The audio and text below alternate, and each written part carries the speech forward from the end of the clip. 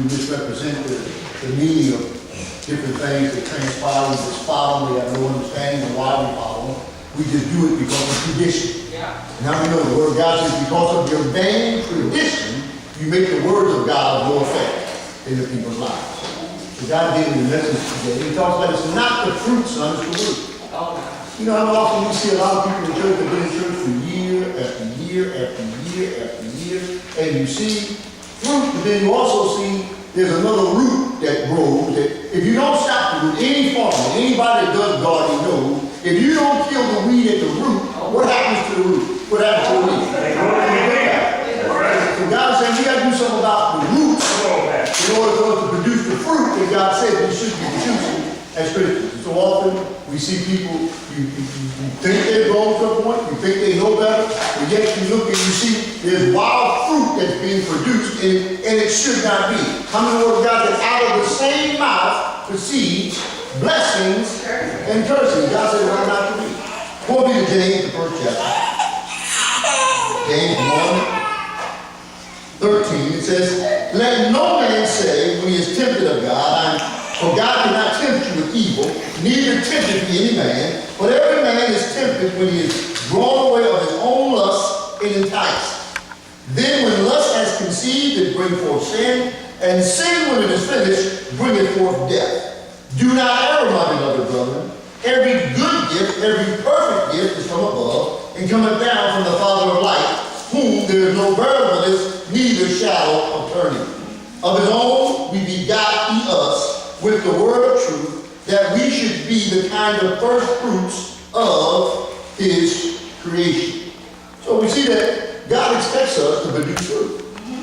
And first of all, he says, and it goes to John the 15th chapter, and I always tell people, John 15, we'll start at 1, in order to produce the fruit, you have to abide in the vine of the fruit. How many of you don't abide in the vine, you can't produce the fruit of the vine?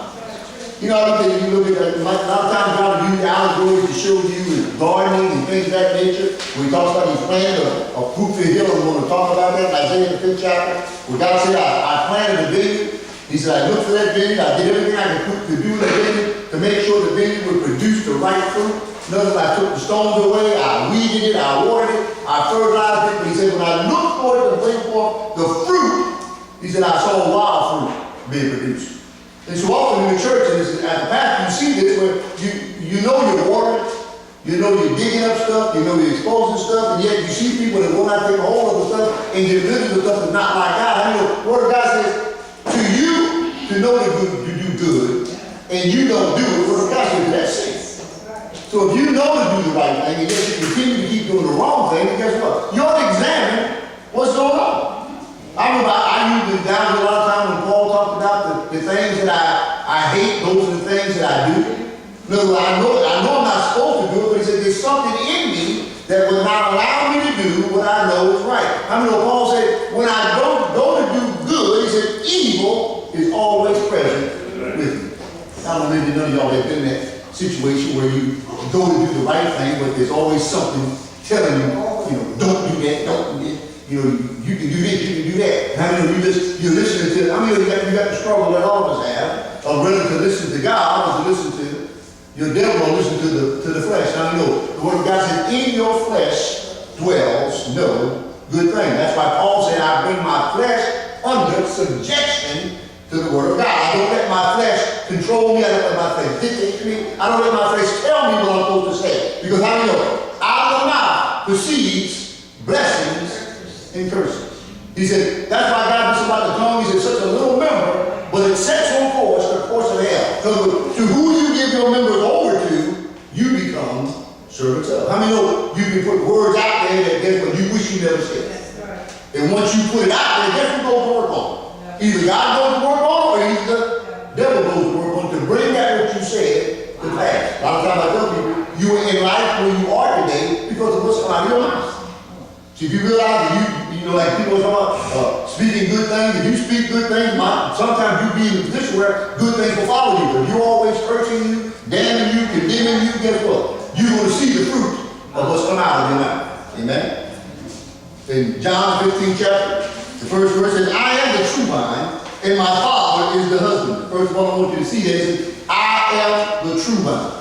There's no other vine, there's no other way you can get to the Father except you go through who? Jesus Christ. So if you're talking about going through Muhammad, going through Buddha, going through all the other ones, you can forget it. There's only one way to get to the Father, and that's through Jesus Christ. He says, every branch in me that bringeth not fruit, he take away, and every branch that beareth fruit, he purges it, that it may bring forth more fruit. In other words, God says, every branch in him, he said, I'm going to purge it, I'm going to prune it, I'm going to cut off some things, I'm going to let some things grow, but in the process, when you get done, you will produce the fruit of the vine. Have you ever seen people that go to orchards and they see farmers that cut off certain branches to the tree?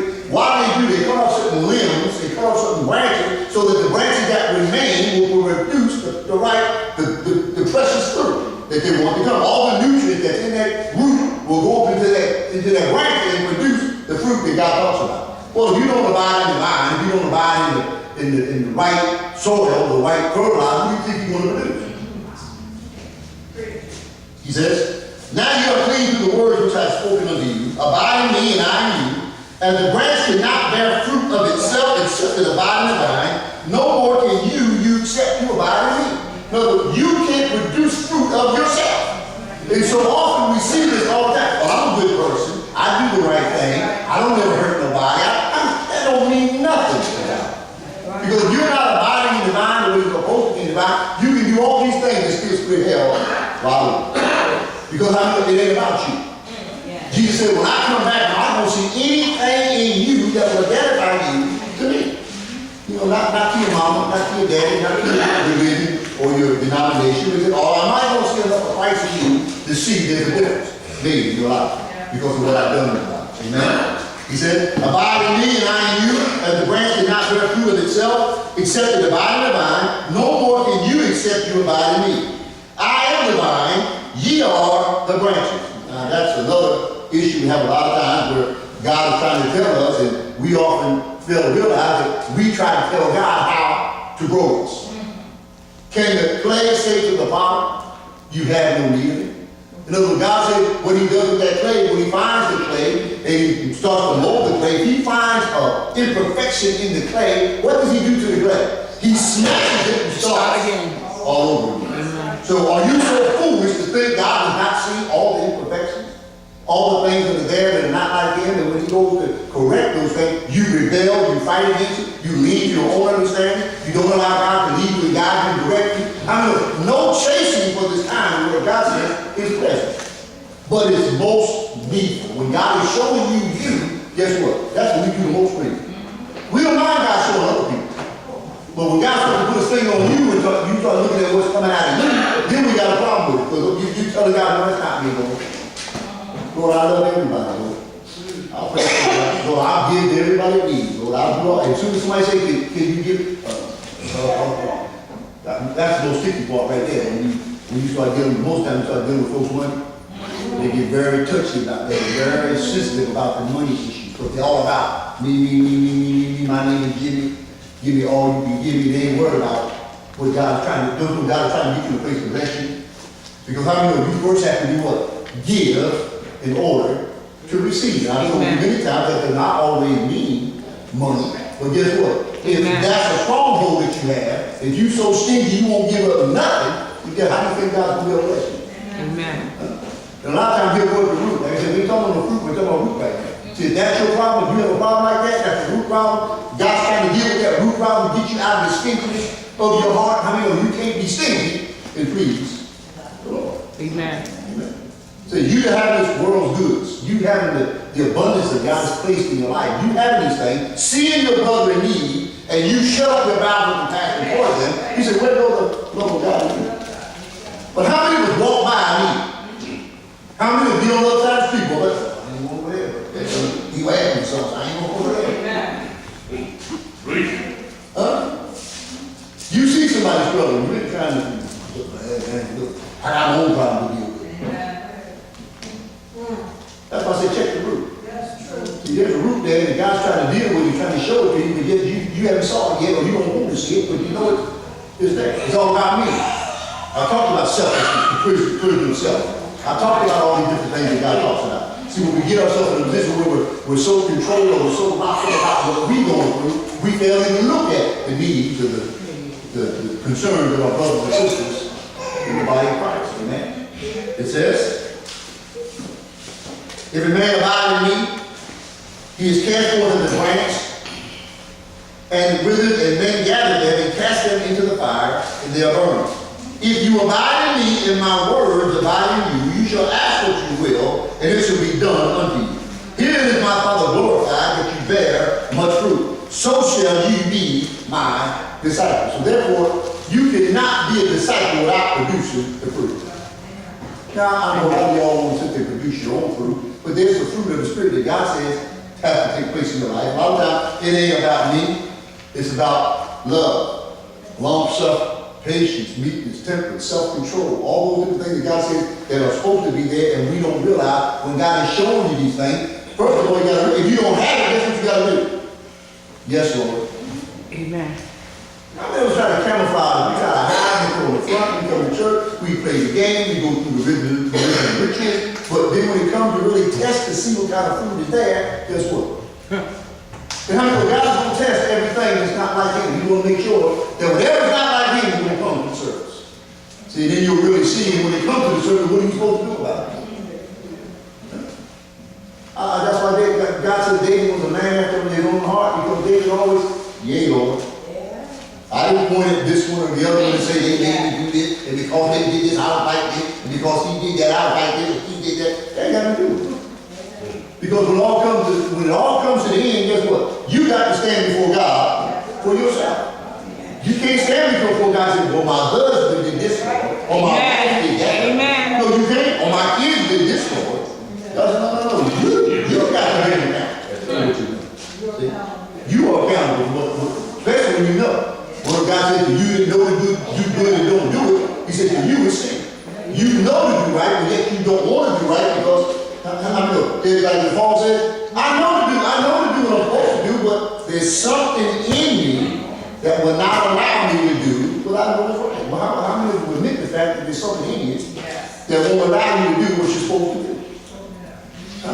Listen, it says, here is my Father glorified, that you bear much fruit, so shall you be my disciples. As the Father has loved me, so have I loved you. Continue in my love. If you keep my commandments, you shall abide in my love, even as I have kept my Father's commandments and abide in his love. These things have I spoken unto you, that your joy might remain in you, and that your joy might be filled. I mean, the joy of the Lord is what?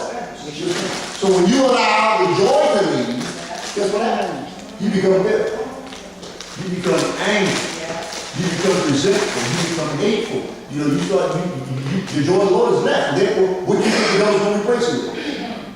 Everything that is contrary to the Word of God. And then when you see it being produced, you kind of like it. How many of you kind of like that stuff?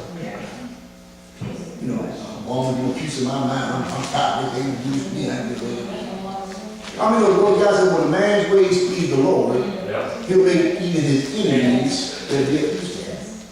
And so I had to learn that lesson because one time there were people saying all kinds of stuff, they were doing all kinds of stuff, and the pastor called me and said, Brother Dixon, I want to see you on Saturday. I said, well, praise the Lord, I'm going to get this off my chest, I'm tired of this, I'm going to get it straightened out once and for all. So I had my guns loaded. I had the Bible, I had my record, I had my point, I had all the points I was going to make, all the things I was going to say, because I knew I was standing on the Word of God. I knew the Word of God was saying. I was standing on what God said, so therefore, just because you the fact, you ain't going to make me come off the Word. And I remember going there, I sat down in the office, and I'm waiting for him to start to tell me what the situation was.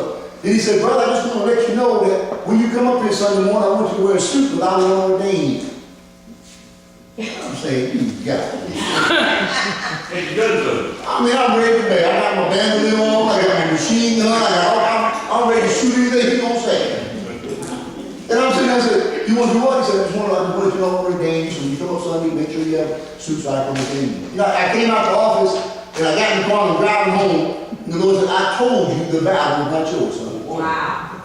He said, I told you, if you do what I told you to do, he said, I'll make even your enemies, they'll be at peace with you. So therefore, even though they don't like you, there's nothing they can do against you to stop you. You know, and that was one of the lessons I learned the battle ain't mine, I ain't got to fight the battle, I let God do. God said if I would hold my peace, that's another thing we have a problem with. Because a lot of us, you want to give them our peace. Even though they work nothing, you still want to give it to them. Because it makes you feel good. So that's why the word says you prefer your brother above yourself. You don't look at the wrong being done, because you know that if it's a wrong being done, there's a reason for the wrong.